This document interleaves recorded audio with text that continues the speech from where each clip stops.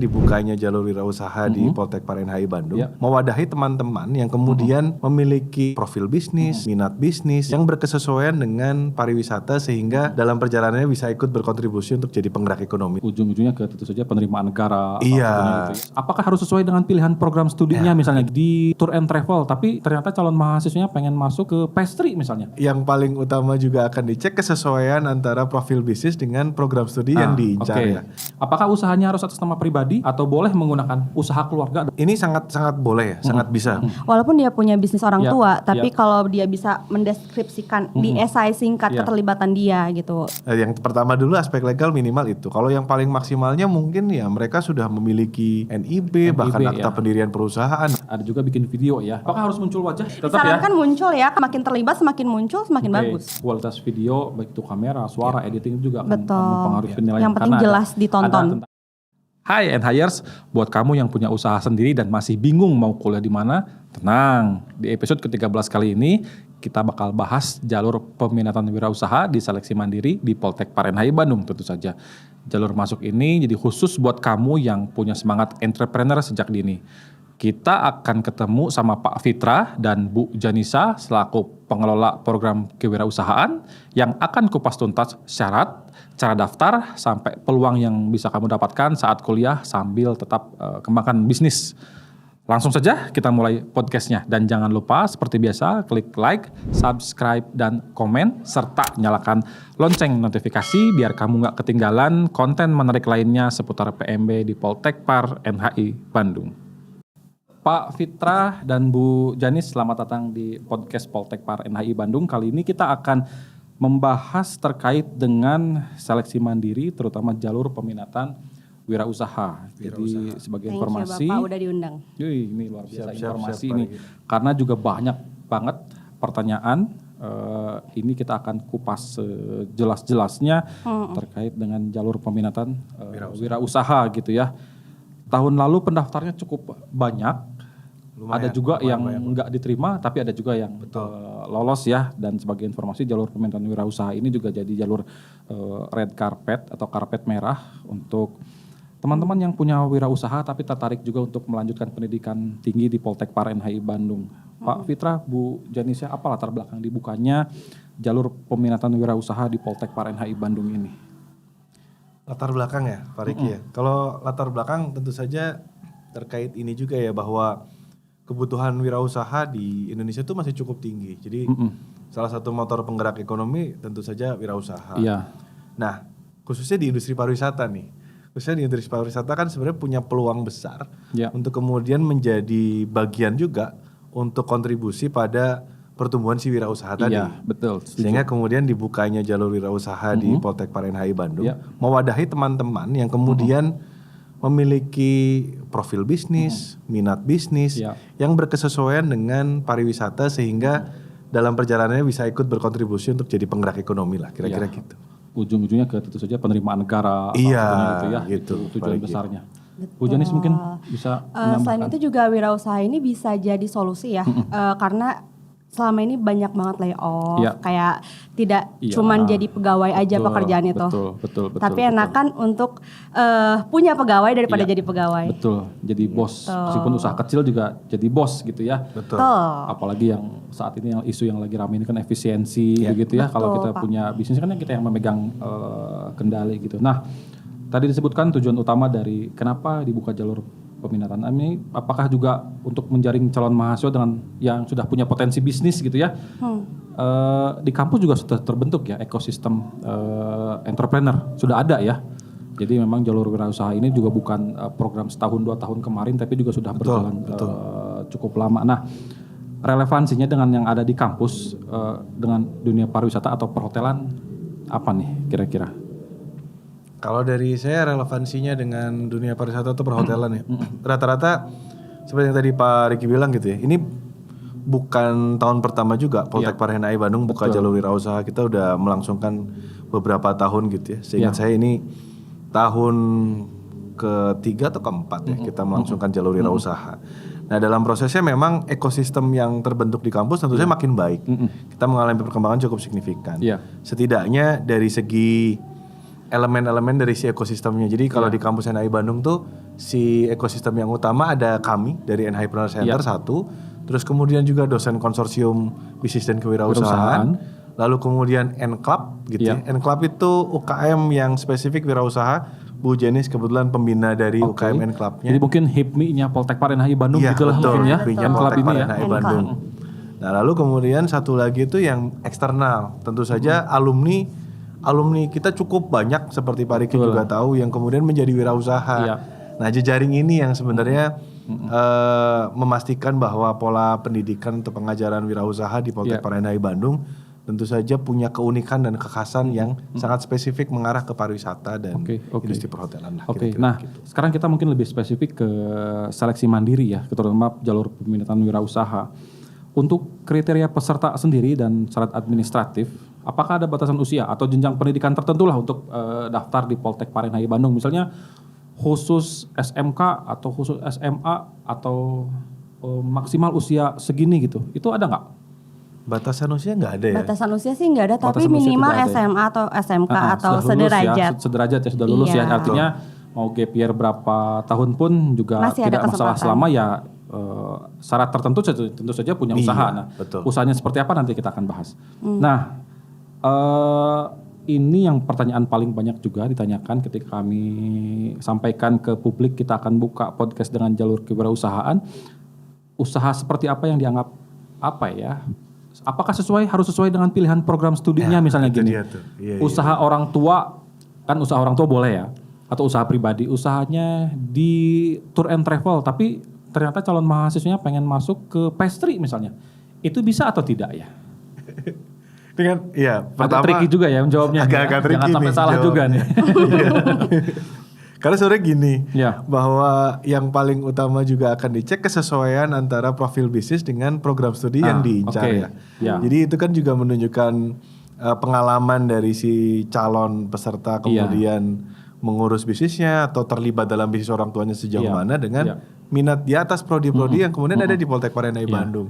Maka kesesuaian prodi atau kesesuaian bisnis dengan prodi ini jadi salah satu indikator penilaian sih. Ini penting ya. Ini jadi fondasi juga ya. Jangan sampai malah tidak survive kan kuliahnya sayang juga gitu dan harapannya kan setelah lulus selesai kan membesarkan usaha orang tua juga dan ujung-ujungnya kan ke ekosistem wirausaha Indonesia juga akan semakin menyerap tenaga kerja lebih banyak begitu. Harapannya kan seperti itu ya, bukan hanya sekedar biar mahasiswanya kuliah kemudian setelah kuliah selesai ya sudah gitu. Harapannya kan juga ekosistem wirausaha di Indonesia juga semakin tumbuh gitu. Sebenarnya justru kita malah lebih merekomendasikan sesuai jalurnya prodi karena dari masuk sampai akhir lulus nanti kita akan mendampingi mereka mengembangkan usaha yang mereka jalankan. Yang tadinya di titik A masih belum bagus, di titik B sangat bagus gitu sampai ke tugas akhirnya tuh kita kawal. Jadi kita bisa tarik kesimpulan bahwa sangat disarankan itu inline atau sesuai dengan program studinya ya. Jadi kalau ingin masuk program studi pastry ya punya usahanya paling tidak di food production lah seperti itu ya gitu. Kalau food production kan bisa masuk ke kitchen ataupun seni kuliner ataupun seni pengolahan patisserie gitu ya. Jadi satu jalur inline ya begitu ya. Nah, makin nyambung makin baik lah. Betul. Makin ini bagus nilainya. Semakin membuka kesempatan semakin besar untuk bisa bergabung dengan Poltekpar NHI Bandung ya. Kan terlebih juga pendaftarnya juga tahun lalu juga cukup banyak ya cukup banyak. Jadi bukan seperti program internasional yang jumlah pendaftarnya kecil kemudian kesempatan terbuka lebar karena saingannya kecil, tapi program kewirausahaan juga saingannya juga cukup banyak meskipun tidak sebesar program reguler atau program umum ya gitu, itu kan sangat banyak sekali gitu. Nah, kalau usahanya masih kecil atau masih level rumahan lah, apakah tetap bisa mendaftar? Prinsipnya ada prasyarat yang mereka harus siapkan ya, dokumen-dokumen yang kemudian akan menunjukkan meskipun skalanya masih kecil, tapi kalau secara laporan keuangan baik, secara aspek legal baik, sesuai prasyarat, ini jadi pertimbangan penting juga Pak Riki, karena kami tidak menilai itu dari segi omset. Kalau omset kan akan sangat beragam ya. Tapi yang pasti adalah sejauh mana kemudian satu aspek legalnya terpenuhi. Aspek legal paling minimal adalah misalnya surat keterangan usaha RT RW. Jadi gitu. Pemerintah setempat tuh tahu ada usaha. Tahu bahwa usahanya berjalan. Tidak melanggar. Tidak melanggar. Di badan jalan gitu kan. Tidak ilegal gitu. Betul. Terus yang kedua, yang pertama dulu aspek legal minimal itu. Kalau yang paling maksimalnya mungkin ya mereka sudah memiliki NIB bahkan akta pendirian perusahaan dan seterusnya. Itu sudah dikelola profesional. Betul, aspek legal. Yang kedua soal laporan keuangan. Laporan keuangan itu juga apakah harus sudah digitalize atau boleh laporan yang tulisan tangan. Boleh-boleh saja asal kemudian tercatat dengan rapi, terus bisa melaporkan usahanya dalam rentang waktu tertentu. Makin lama makin baik. Makin lama makin baik. Semakin membuka kesempatan. Iya kan jadi gambar baru 1 bulan nih. Ya kami juga penilaiannya mungkin tidak sebaik yang kalau sudah jalan 2 tahun, 3 tahun dan seterusnya. Lalu yang ketiga soal pelaporan pemasaran belakangan jadi aspek penting juga bagi kami seperti medsosnya ada atau tidak dan seterusnya gitu. Kalau bisa dicantumkan medsos dan seterusnya itu juga krusial sih. Hal-hal itu sebenarnya. Hal-hal itu jadi bukti bahwa perusahaannya dikelola dengan baik. Kan seperti itu. Jadi kita nggak harus usaha yang gede banget gitu. Asalkan dikelola sendiri, ada pencatatannya, ada medsosnya, bisa dilihat kan marketnya apa aja di situ, dilampirkan jadi nilai plus. Betul. Gitu. Jadi jika ada satu mahasiswa yang mungkin usahanya lebih baik, kemudian di bawahnya ya masih usaha rumahan, ya pasti yang di atasnya yang akan membuka kesempatan lebih besar untuk diterima gitu ya. Meskipun juga tidak menutup kemungkinan jika memang pendaftarnya mungkin ya saingannya sedikit ya mungkin bisa juga tidak menutup kemungkinan akan tetap masuk bergabung juga sebagai mahasiswa. Coba aja dulu. Nah, artinya intinya ya coba aja dulu. Nanti pada saat penilaian, pada saat wawancara ya yang akan menentukan. Nah, apakah usahanya harus atas nama pribadi atau boleh menggunakan nama keluarga, usaha keluarga dalam hal ini ya misalnya ada ya ini generasi ketiga atau generasi keduanya yang usahanya gitu ya. Atau atas nama orang tua, atas nama keluarga, apakah bisa digunakan juga? Apalagi ini sangat boleh ya, sangat bisa Pak Riki. Apalagi kalau misalnya teman-teman yang perusahaannya udah dalam bentuk badan usaha yang besar gitu ya, PT dan seterusnya. Dia bukan pemegang saham utama, dia hanya kan sangat mungkin gitu. Nah, maka sebenarnya yang nanti akan diuji termasuk setelah prasyarat ini selesai adalah saat wawancara sejauh mana dia terlibat keterlibatan dalam pengelolaan usahanya. Kan ini jadi krusial. Jangan sampai kemudian memang usaha orang tua tapi dia sendiri tidak pernah terlibat. Memang akan diwariskan gitu. Memang akan diwariskan gitu usahanya, tapi tidak pernah terlibat. Nah, itu dia. Sejauh mana keterlibatannya akan juga dicek nantinya. Syukur-syukur kemudian keterlibatan itu bukan dibuktikan hanya sebatas dalam konteks saat wawancara, tapi dalam konteks aspek legal muncul nama. Ini lebih baik lagi. Betul. Sebagai kalau misalnya direktur pemasaran, gitu kan, wah ini luar biasa. Dilampirkan dokumentasi dia terlibat dalam bisnis itu juga bagus sih. Iya. Ini seru nih jalur wirausaha. Nah, khusus untuk jalur wirausaha ini apakah tetap harus mengikuti tes bahasa Inggris atau lebih simpelnya apa saja sih tesnya gitu? Karena kalau kita baca di buku panduan pendaftaran hanya proses wawancara, terutama wawancara yang berhubungan dengan kewirausahaannya ini ya, dan tidak ikut tes komputer based tes bahasa Inggris itu nggak ikut kalau saya tidak salah ya, betul ya? Betul.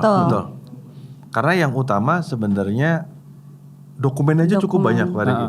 Dokumennya kalau kemudian nanti teman-teman periksa buku panduan gitu itu ada dari A sampai J yang sifatnya kelengkapan dokumen ada 10 poin, juga ada yang sifatnya harus nulis esai, plus ada juga yang harus bikin video juga. Video juga ya. Betul. Jadi persyaratan untuk kemudian bisa sampai tahap wawancara ini lumayan padat. Banyak. Di tahun lalu sebagai gambaran saya ingat kami di atas 45 pendaftar ya, 45 pendaftar jalur wirausaha ya. Betul. Kemudian yang kami bisa akomodir untuk masuk ke NHI dengan berbagai macam tadi tahapan tes tidak lebih dari 15 ya. Tidak lebih dari 15. Jadi artinya tidak serta-merta otomatis juga kita masuk jalur wirausaha kemudian masuk gabung di mahasiswa ya, enggak.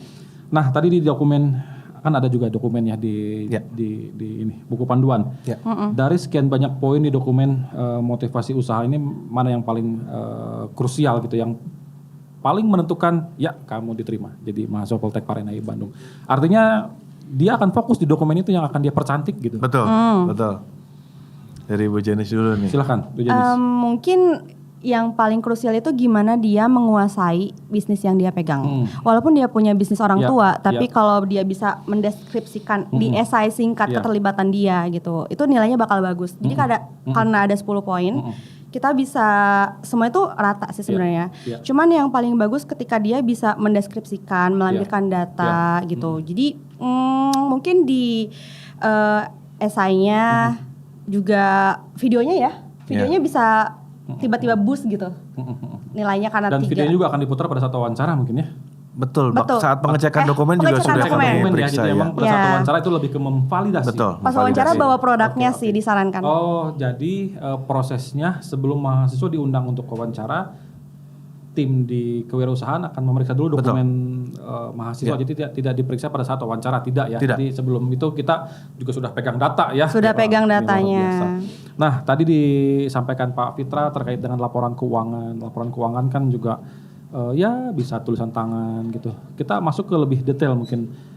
Kalau misalnya laporan profesional kan betulnya seperti apa sih kalau laporan profesional ya Pak Fitra ya? Ya. Jadi pertama-tama kan kalau kita lihat ada A sampai H gitu ya, yang tadi juga disampaikan ada esai dan seterusnya. Nah, satu ini Pak Riki, sejarah berdirinya usaha tuh krusial untuk dia ceritakan. Terus kemudian yang kedua, lokasi dan target pasarnya di mana. Bagaimana menggambarkan target pasar yang baik. Tentu saja kemudian dia harus menjelaskan siapa sih segmentasi yang dia incar, umur berapa, apakah laki-laki dan perempuan, pelajar atau bukan dan seterusnya. Dia tahu marketnya siapa. Betul. Deskripsi produk dan layanan yang sudah ada. Jangan sampai kemudian hanya sebatas ngasih list menu gitu. Itu kan kami butuh cerita nih. List menu ini deskripsinya apa gitu. Berikutnya data penjualan. Data penjualan ini sejak berdirinya usaha sampai saat ini.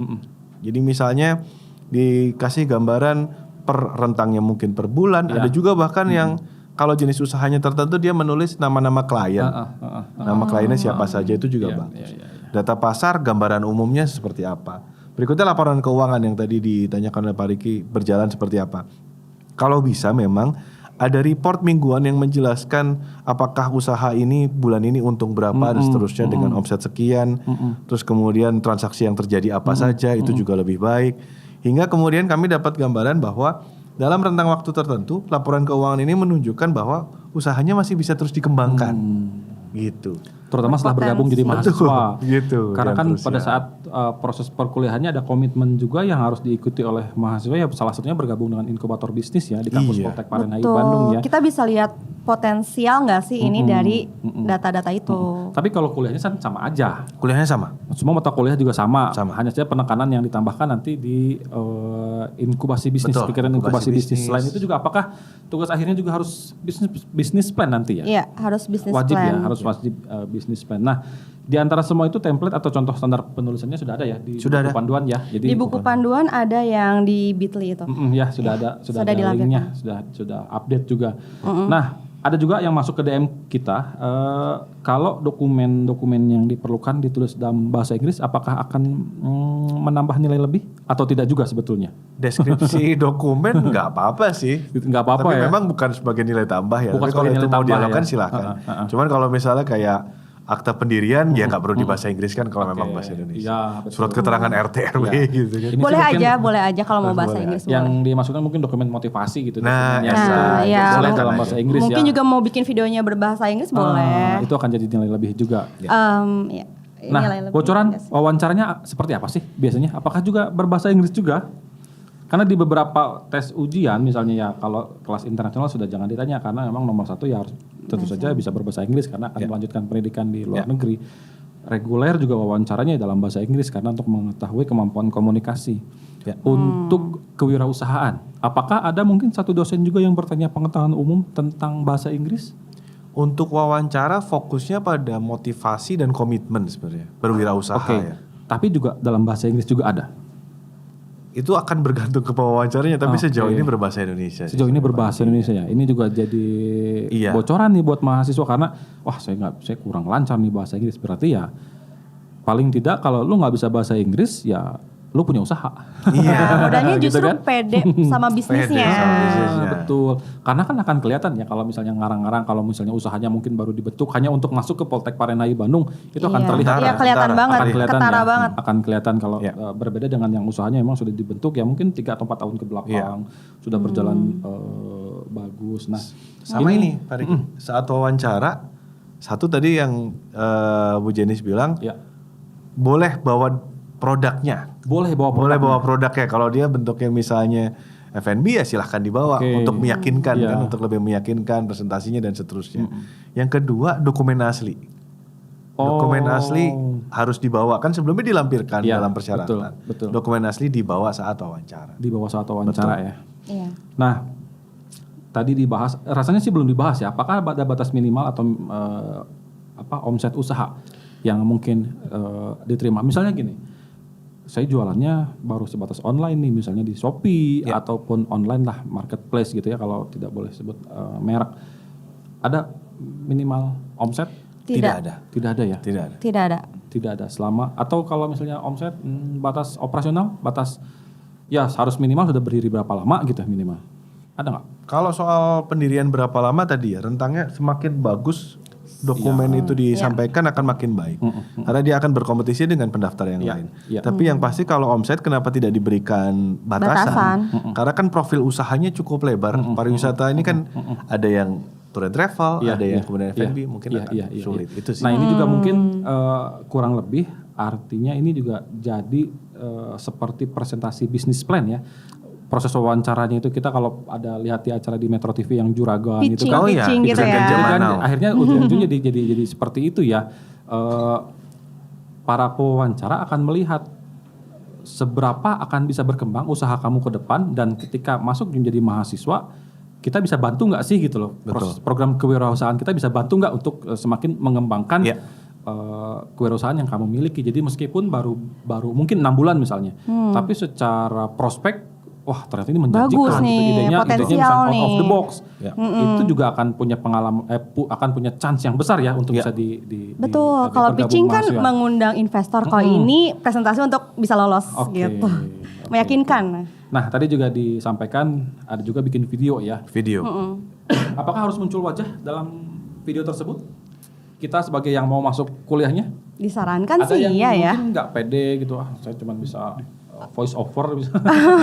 Disarankan. Faceless gitu, faceless. Faceless. Tetap ya. Disarankan muncul ya, kan keterlibatan semakin terlibat semakin muncul semakin Oke. bagus. Dan mungkin juga diedit video profesional lebih nyaman dilihat juga. Lebih itu nyaman lebih- dilihat. lebih Boleh bagus aja, juga, itu akan boleh juga aja. Yang semakin penting dilihat. jelas aja. Ada poin penilaiannya itu juga termasuk ya. Termasuk. Video ya. Nah, Ada latar Oke. lokasi usaha juga bagus. Nah, Betul. apakah boleh satu video itu digunakan untuk lebih? Kan kita bisa milih pilihan prodi itu 3 ya. Jadi produknya PS3 tapi pilihan ke-1, kedua, ketiganya berbeda misalnya. Sebenarnya gimana bisnisnya ya? Iya, gimana bisnisnya? Kalau misalnya dia bisnis pastry terus masuknya pastry ya sesuai ya. Kalau misalnya dia bisnisnya pastry mau mengembangkan di bagian tour sambil jajan pastry misalnya, nggak tahu lah pokoknya gimana kreativitas mahasiswa Oke, itu mengembangkan bisnisnya apa, masuk ke prodi mana dan sesuai pasti boleh. Oke.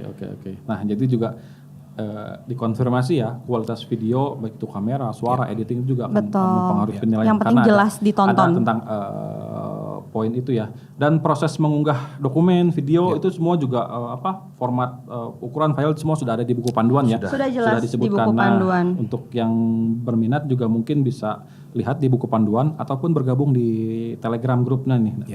Di kewirausahaan, program kewirausahaan. Nah, kalau misalnya mengalami kendala teknis saat proses upload, apakah juga boleh dibawa videonya pada saat wawancara atau tetap bagaimanapun caranya harus terupload ya karena ada penilaian ya mungkin ya, betul ya, ada penilaian di awal Termasuk sebelum dilakukan syarat wawancara ya, jadi memang tetap harus berhasil diupload Jadi ya. better pesertanya mengecek kembali apa yang diupload. Oke. Dia klik sendiri apakah linknya bisa diklik di PDF yang diupload. Karena beberapa kali kemarin ada yang linknya terdapat link di PDF itu, tapi pas kita copy paste ke web Linknya nggak harus dibuka. bisa. Ataupun malah Google Drive-nya masih terproteksi gitu ya. Iya, sebaiknya cek sendiri dulu. Nah, di perjalanan usaha ternyata ada perubahan gitu ya. Apakah boleh peserta mengirim ulang dokumentasi jika ada revisi?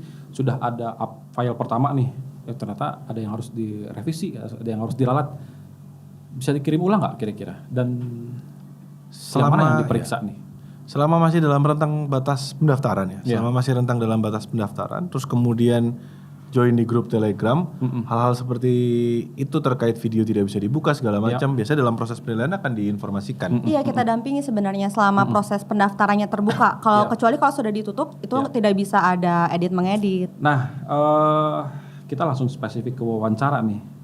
Biasanya contoh pertanyaan yang diajukan seperti apa sih? Jadi juga mungkin bisa kami siapkan juga jawabannya gitu, ya. Gitu. Memperbesar kemungkinan ini masuk diterima. Betul. Gitu. Pertanyaannya nggak akan jauh dari seputar sejarah berdirinya usaha, terus kemudian keterlibatan secara operasional dan motivasi pengembangan ke depannya sebenarnya Pak Riki. Itu yang paling utama sebenarnya. Yang kedua nih yang diulik utama biasanya apalagi kalau usahanya bukan usaha yang dia jalankan sendiri, misal milik orang tua atau join bersama teman. Jadi keterlibatan secara operasional ini yang paling krusial. Jadi memang persiapan mental juga perlu ya, dan pemahaman. Seberapa menguasai dia. Ya, dan tentu saja juga pemahaman bisnis, betul ya, karena akan terlihat pada saat wawancara, pada saat verifikasi ya wawancara ini juga tujuannya untuk verifikasi.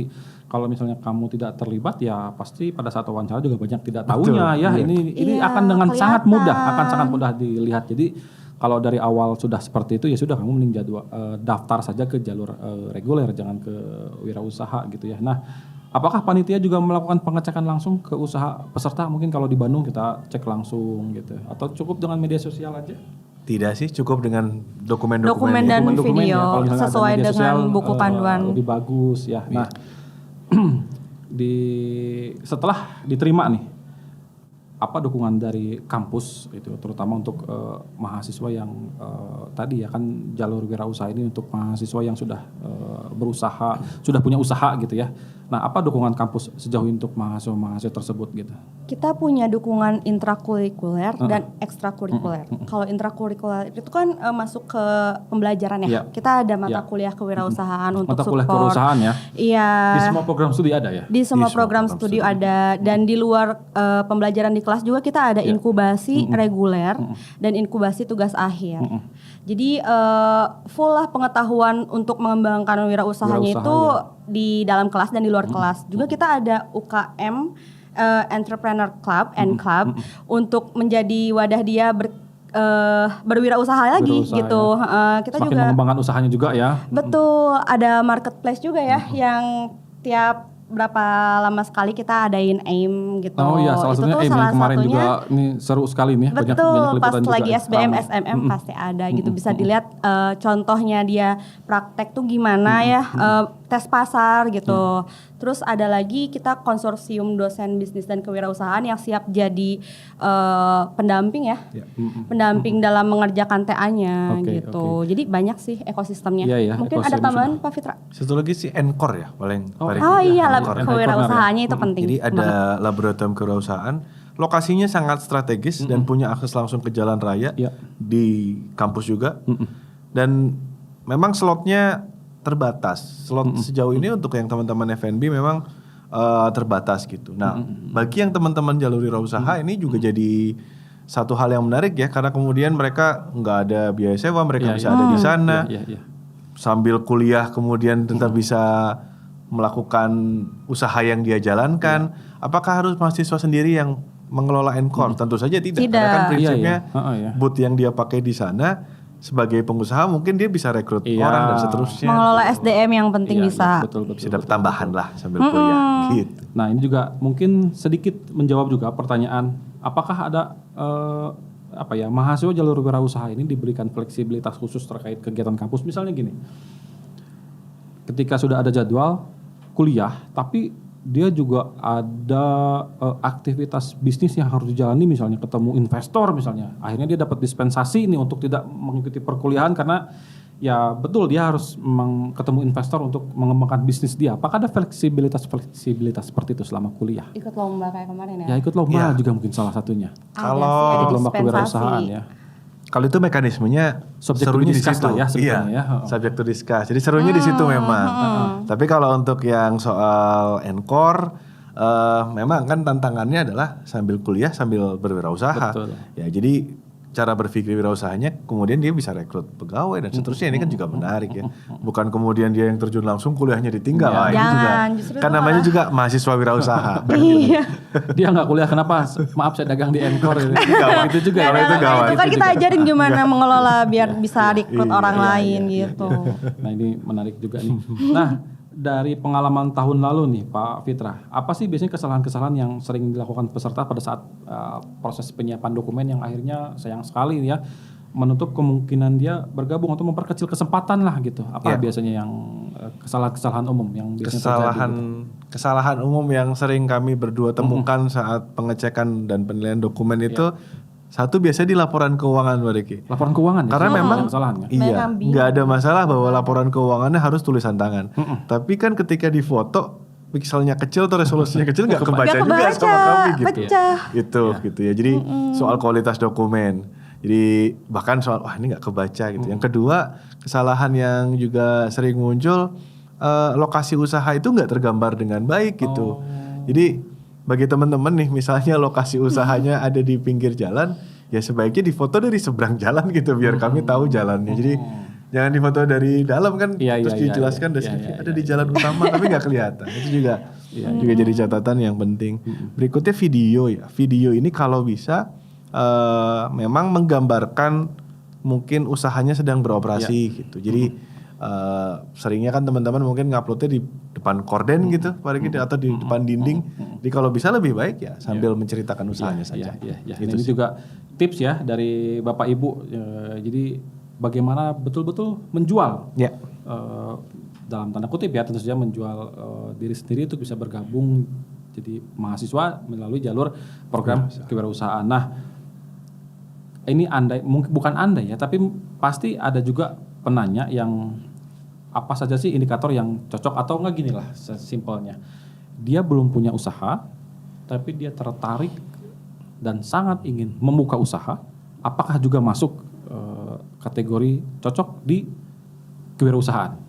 Itu tidak. Karena memang sayangnya harus punya profil dulu. Enggak ya, karena memang harus punya karena usaha dulu. syarat-syaratnya itu dipenuhi untuk yang punya wirausaha. Untuk yang punya Mungkin kalau wirausaha. misalnya dia masih kayak gitu, ikutannya tahun depan. Setahun ini dia bikin usaha dulu gitu. Nah, terakhir sebagai penutup, apa pesan yang ya sebagai motivasi lah untuk calon peserta, calon Bapak mahasiswa motivator, mangga. untuk tetap semangat, percaya diri bahwa usaha kamu ini bisa loh dibuat jadi karpet merah untuk masuk ke Poltek Parenhai Bandung. Ya. Kami itu di INC punya tagline, Pak Riki. Di Entrepreneur Center tuh punya tagline, cuan namanya. Singkatan dari Challenge Yourself, Act Now. Jadi buat teman-teman yang kemudian sudah punya profil usaha dan kemudian selama ini sudah terlibat dalam pengelolaan usaha, ini tuh yang tadi Pak Riki bilang, jalur red carpet bukan hanya untuk kemudian masuk ke Poltek Parenhai Bandung, tapi juga mengembangkan usahanya menjadi lebih maju lagi dalam proses belajarnya. Dan kesempatan yang menarik juga untuk siapa tahu dalam proses kuliah kalau ini usahanya tetap jalan dan memang bisa jalan, ada uang jajan tambahan juga kan ya, akan kami libatkan di bazar dan seterusnya. Itu sih yang utama. Bu Junisa mungkin? Kalau dari saya, sekecil sebesar apapun usaha kamu, coba aja dulu buat daftar, karena kita bisa bantu buat accelerate your business here dengan ekosistem yang ada gitu. Jadi pede aja dulu sama bisnisnya. Jadi kita tarik kesimpulan, mahasiswa tetap bisa kuliah dan juga bisnis bisa jalan beriringan. Betul. Seperti itu ya, bisa ya. Bisa.